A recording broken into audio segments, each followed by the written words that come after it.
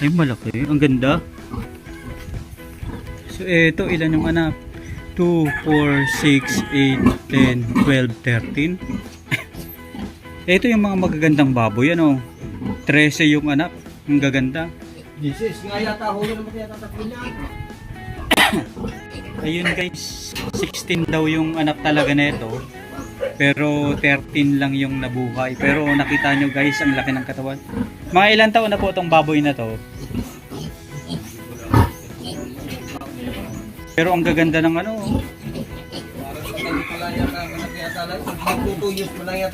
Ito magto 2 years. Kasi the more na tumatagal, the more na mas maganda yung panganganak ng ano, baboy ano. Minsan sa una kapag hindi na tsempuhan ng maganda, 7 lang ano. Ng araw po. Ay, ano po pangalan niyo, boss?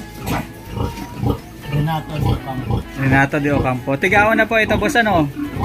Ang gaganda boss ng ano ng mga baboy na ano niyo.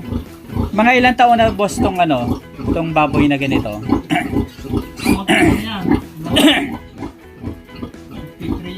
Magti 3 years na. Pang nakailang anak na po ito, boss? Tatlo na to eh. Patatlo na. Ibig sabihin, boss, etong tracing baboy ito, ano? 16 yan, namatay yung tatlo. Ayun. Opo. Opo. Kumusta naman, boss, yung panganganak yung unang anakan nitong baboy? Mga ilan po yung anak? Primero panganak ng parang 12. 12 po. Maganda, ano? Tapos yung pangalawa, Parang 13. 13. Tapos eto, 16. Ang ganda po, ano? Kumusta naman po, boss? Ano pong feeds yung kinakain nito? Ginagamit namin yung ano.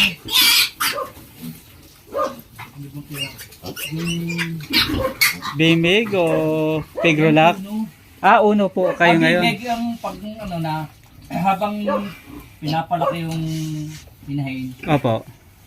ginamitan muna namin ng uno feed. Uno feeds. Tapos, Bago nung siya pinasakbatan na, opo. ginamitan namin ng ano yan, ng bimig. Bimig. Yung, primero yung ano, pag badus na siya, buntis na siya, Opo. ginamitan namin yung ano, dami biik.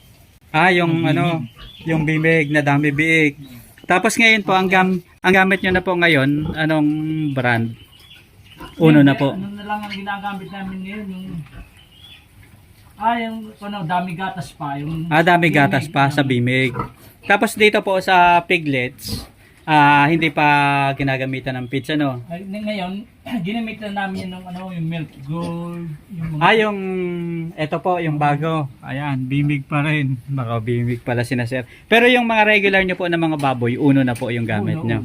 Ayan. Piglets na ganito, mga ilang araw na po sila, boss? Ano yan eh, ibubutas na sa pessages. Ito. Tapos usually nagpa-patiner po kayo o binibenta nyo rin? Pag yung ano, sa ngayon, ibinibenta dahil wala kaming ano, Walang kulungan. kulungan. Opo, magkano po usually yung bentahan nyo ng ano ng piglets? Sa ngayon yata, isang buhatan 3.5. 3.5. Basta kukunin lahat. Ayun. Maganda po ano. Dati po, nagbebenta rin nyo talaga yung mga piglets nyo. Isang buhatan. Talagang for ano lang kayo, ano, yung nagpapaanak lang talaga, ano. Boss, sa ganito po, magkano po yung nagagastos nyo isang buwan sa pakain sa inahin? Average lang. Purong feeds po ba kayo o nag-aata rin? Hindi. Puro pitch kami. Kapag purong feeds, medyo mabigat yun, no? O dahil ano, nung laging bumibili, 25 kilos. Opo. Ano, almost mga 9 days lang. 9 days, 25 kilos. Ibig sabihin 50 kilos. Ganun. Halos mga isang sako at kalahati o kulang-kulang dalawa, no, sa isang buwan. Ayan. Tapos ang average is 1.8 o 2K na. Ang isang sako ng bimig. Mahal na ngayon ang ano Ang feeds talaga. 2,000 na. Oh, kasi sabi nga nila kapag ang pagbababoyan ngayon talagang kailangan mapera ka na, no. Dapat may bunga. Opo, kasi kapag ano, medyo mabigat sa ano, sa bulsa. Pero ang maganda po dito sa baboy na alaga nyo, talagang ano, kitang-kita naman na talagang ano, Super healthy, ang haba ng katawan ng piglets. Eto boss, saan po kayo nagpapabulog naman? Kaninong barako po yung gamit nyo? Yan, sa phone. Opo. Yun po, Palma, kay Palma. bulog po yun o artificial insemination? Bulog yung pasakbat. Pasakbat. Ayun. Hindi naman po mahirap magpasakbat dyan sa sa baboy ninyo. Siya, madali. Ayos na. Yan naman po madaling ma-detect kapag kapag naglalandi. Yung mga palatandaan naman. Opo. Bali ilang taon na po kayo sir sa sa pagbababoyan? Mga nakailang years na po kayo? Matagal na. Dati nagpapatining kami. Opo. Kumusta naman po sir yung experience nyo sa pagpapatiner noon? Hindi pare-pareho dahil may beses mataas ang presyo, may Opo. bigas, Opo. mababang presyo, pero hindi naman nalulugi. Opo. Kapag maganda sir yung presyuhan, usually magkanong kinikita diyan sa sa patiner? Kapag maganda yung presyuhan, yung time na natatandaan nyo boss na maganda yung pricing ng Parang kumikita ng parang mga 500 na. 500 sa bawat isang baboy. Kasi purong feeds talaga Tapos kapag naman yung Hindi na nag-aalkansya. Oo. Tapos pero dito sir sa sa yung ganito na may inahin ka, medyo mas madaling makabawi Oo, dahil Kapag- kapag yan, bawa yan, mabili ba yan, mabili ng 3.5.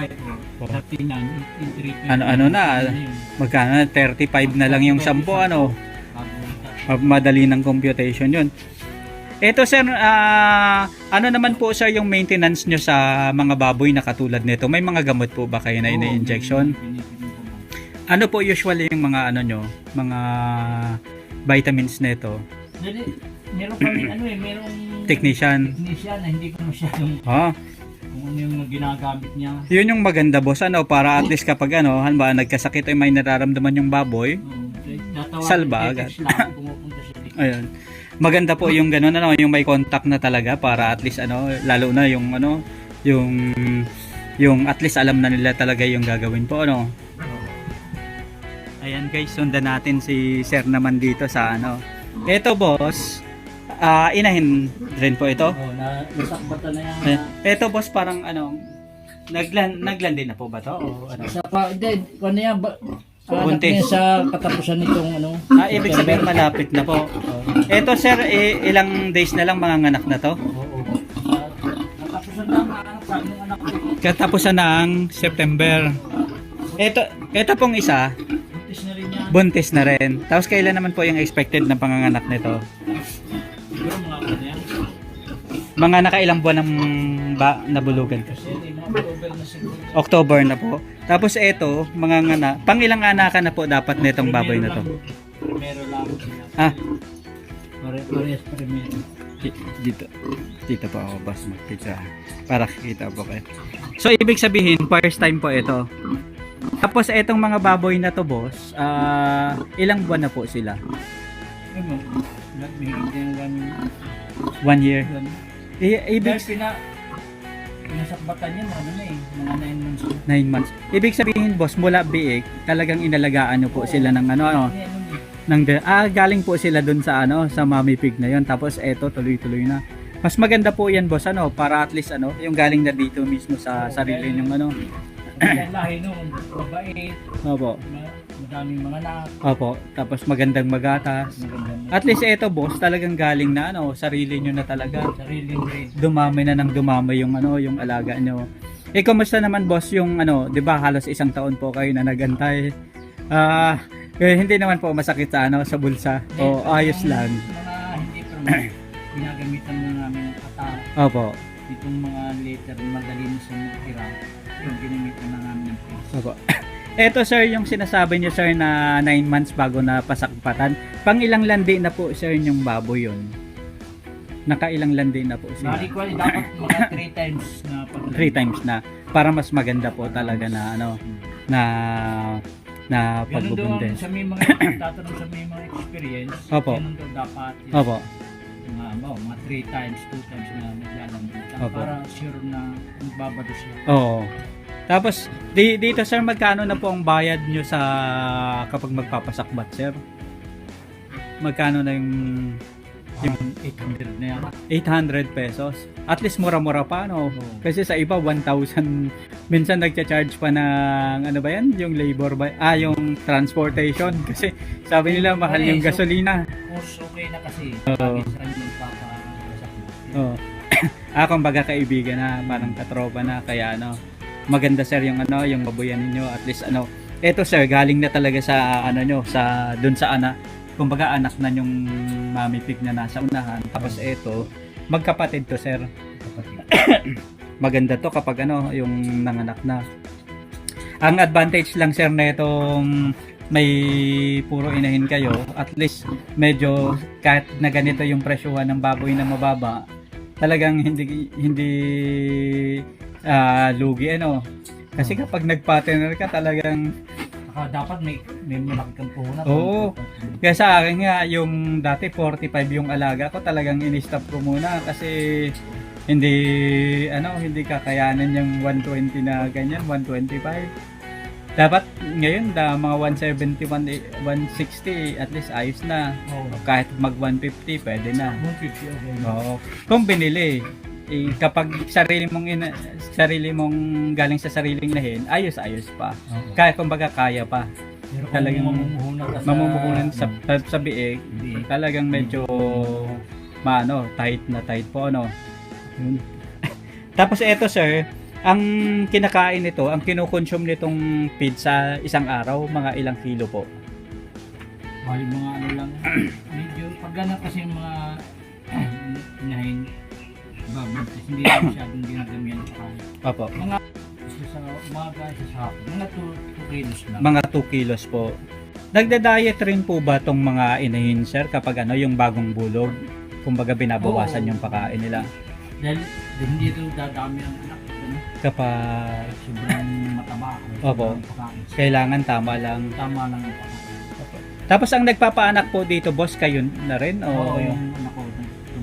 kumbaga marunong na rin siya. Sa bagay nakailang experience na po, no? Sa pagdating naman sir sa tubig dito, may paano po pinapainom sila? May drink? Hindi lalagyan na po ng tubig. Nasira. Pag binawalisan ko, bago binibigyan ko. Tapos ng tubig. Ayun. Talagang kailangan maintenance din sa sa tubig. Ang maganda dito sir, at least hindi siya masyadong mainit, hindi rin masyadong malamig.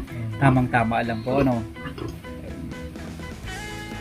Tapos dito sir, ang pakain nyo bimig na rin dito sa sa mga to o Hindi yung kanya yung uno. Yung kanya yung sa group show na pinaka namin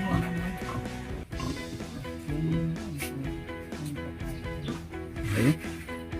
Nakichismis muna tayo kay bossing. breeder mash lang. Breeder mash. Ayun. So yun naman yung pakain dito. Pero pag malapit na yung mga by next week yata gagamitan ito Yung gestating, yung dami biig na para at least mag-start na siyang ng gatas po Ayun. Ang ganda-ganda ng mga niya sir, mga baboy. Maliban sir doon sa tamang pakain, tapos linis ng kulungan, vitamins, ano pa yung pwede niyo sir maipayo na tungkol sa mga pag-aalaga naman ng baboy? Yung ano pa yung maintenance yung ginagawa niyo dito sa sa baboyan niyo para maging healthy sila? yung tama pagpapakain, laging malinis, saka painom, importante painom ng Oo. tubig. Lagi may malinis sa tubig. Opo. Yun lang. Talagang sulit na sulit yung pag-aalaga po, no? Sa ganitong presyuhan naman sir ng baboy, hindi po kayo masyadong affected, kasi yung sa ganito, mga puro inahin yung alaga ninyo, Ayan. Tapos, eto lang talaga, marirealize lang talaga yung profit dito sa baboy kapag nag-start na talaga sila ng mga anak, Oo. Yun lang. Yung parang libangan at the same time na rin po, libangan, tapos kapag may babuyan kasi yung parang madali yung pera, yung kapag in case na kailangan mo ng extra na cash ka agad-agad kapag may baboy ka, parang may alakansya ka, madali. Ayun. Magtitits ka lang sa mamimili. Sa yun na. Ayun. So, eto sir, ang ganda-ganda ng ng baboy. Yung mga pig gestating pen sir, magkano usually yung paggawa ng ganyan? Magkano usually yung gastos nyo?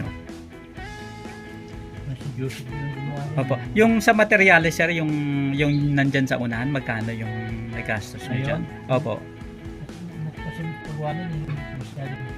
Hindi nyo po na-estimate. Pero maganda po, mahaba na nga yung pagkagawa. Papagawa ng bagong kulungan dahil Opo.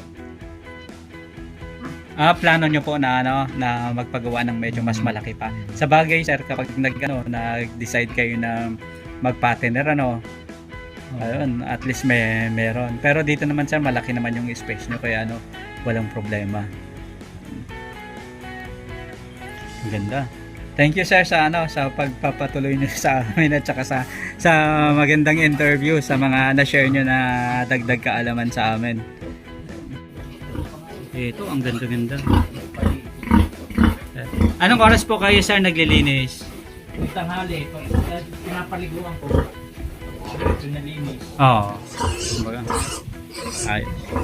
Ang ganda-ganda super healthy ng mga Ito hindi nakakaano na presyuhan ng mataas kasi talagang kitang-kita mo sa katawan na lalaki talaga yung yung mga piglets. Tsaka ang haba ng katawan niya, yan yung gustong-gusto ng mga ng mga buyer kapag tinatiner mo.